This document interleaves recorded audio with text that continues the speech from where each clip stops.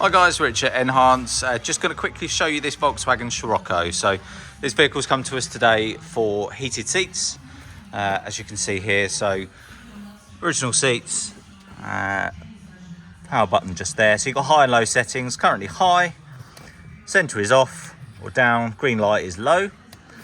Obviously the pads on this come nice and high, so they come to the top of the seat as well as all the way to the front.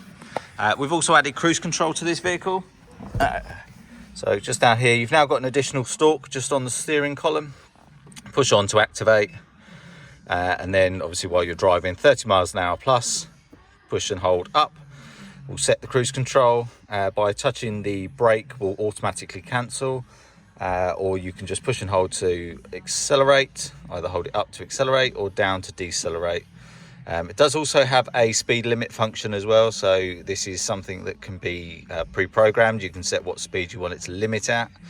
If this is something you'd like for your vehicle, or you've got any other questions or modifications you'd like to do, please give us a call 01622 737393 or contact us at caraudiokent.co.uk. Thank you.